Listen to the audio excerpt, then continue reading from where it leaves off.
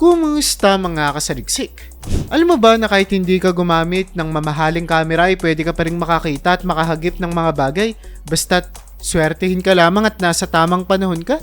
Kaya mula sa muntikang sagupaan ng eroplano sa isang UFO hanggang sa isang nilalang na dapat ay sa video games lamang natin makikita pero nagawang makuha na ng camera ay pag-usapan natin ang 10 nakakakilabot na mga nilalang na biglang lumitaw sa kalangitan. Kaya kung handa ka nang mapanood ang mga ito ay simulan na natin.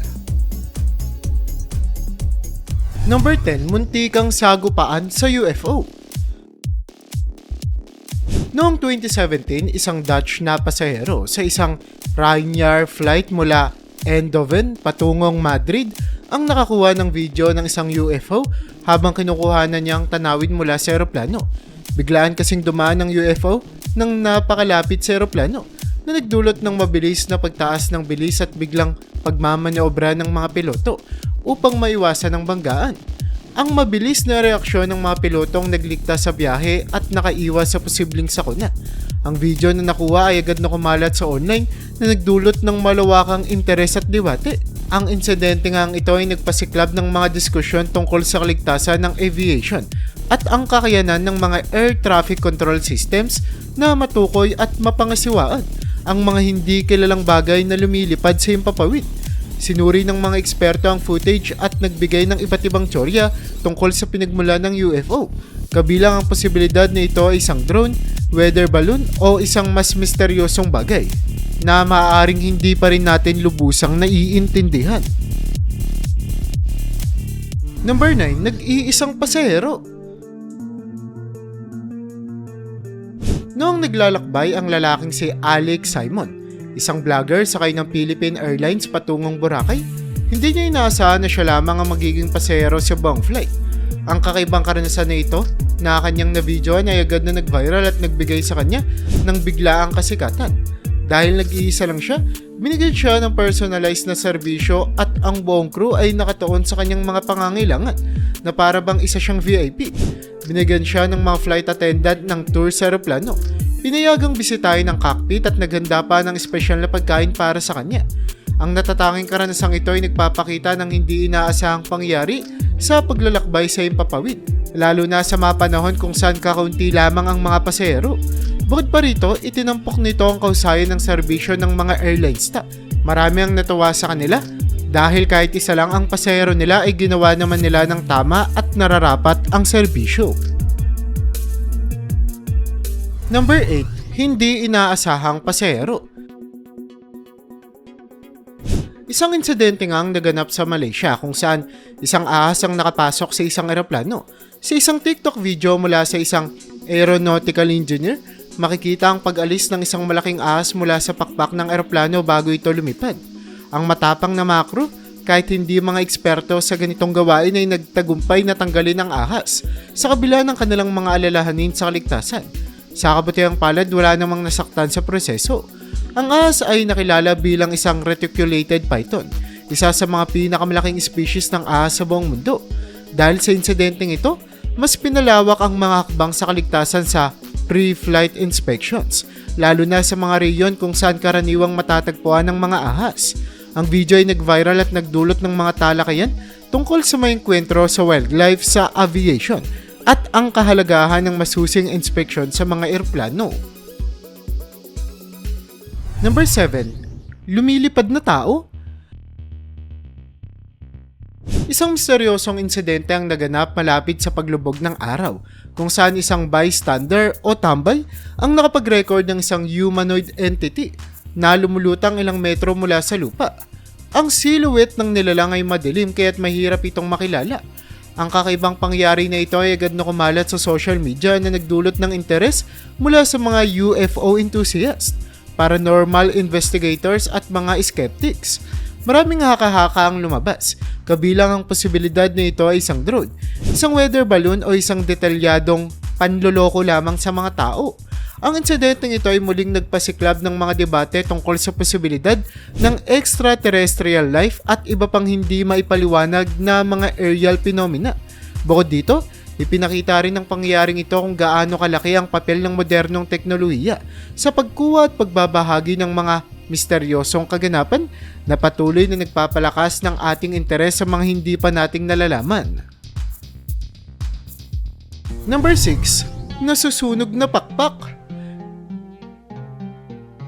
Isang insidente ang naganap sa isang American airline flight mula Charlotte Douglas International Airport kung saan kailangang itigil ang takeoff matapos makita ng mga pasahero ang isang malaking apoy sa pakpak ng eroplano.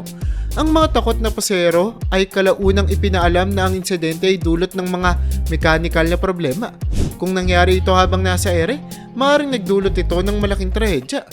Ang insidente agad na inimbestigahan ng mga otoridad sa aviation at ng maintenance team ng airline. Natuklasan na ang sanhi ng apoy ay isang fuel leak na nag-apoy habang sinisimula ng makina. Agad na isinagawa ang mga emergency protocols at ang mabilis na tugon ng crew ay nakapigil sa anumang pinsala. Ipinakita ng pangyayaring ito ang kahalagahan ng masusing pre-flight checks at mahigpit na maintenance standards. Pinuri ng mga pasahero ang profesionalismo ng mga crew at ang pagiging bukas ng airline sa paghawak ng sitwasyon. Number 5. Si Santa Claus. Isang kakaibang insidente ang naganap kung saan makikita ang hayop na merong 4 na paa na kumukha ng reindeer o kabayo ang nakita na nakabitin sa kalangitan, hindi makagalaw. Hindi tulad ng ibang mga kaso, malinaw na ito ay isang aktwal na hayop o figura at hindi isang ulap na hugis lamang. Maraming haka-haka ang maaaring lumitaw tungkol dito.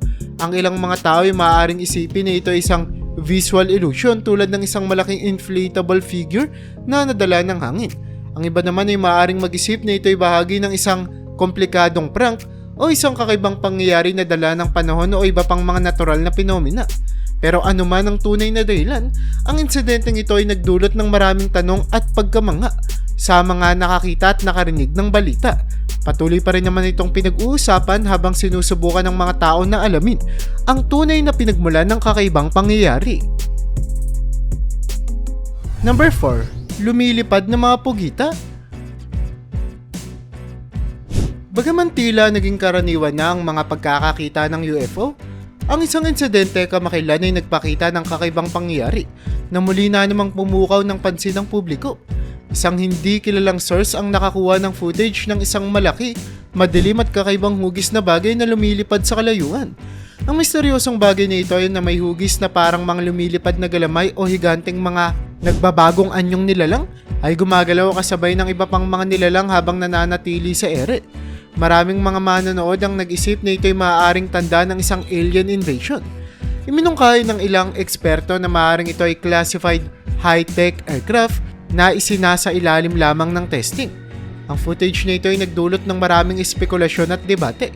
Ang iba ay nag-isip na maaaring ito ay isang detalyadong prank na naman o isang maling pagkakaintindi sa isang natural na pinomena. May mga nagsasabi rin na ang mga bagay na ito ay bahagi ng isang lihim na military project na posibleng may kinalaman sa advanced drone technology o experimental aircraft para sa surveillance o defense purposes. Number 3. Hindi na naman matukoy na lumilipad. Noong Setyembre 20, taong 2022, isang misteryosong pangyayari ang naganap na nagpagulo sa isip ng maraming tao. Isang bagay na kamukha ng ahas ang nakita na gumagapang sa kalangitan.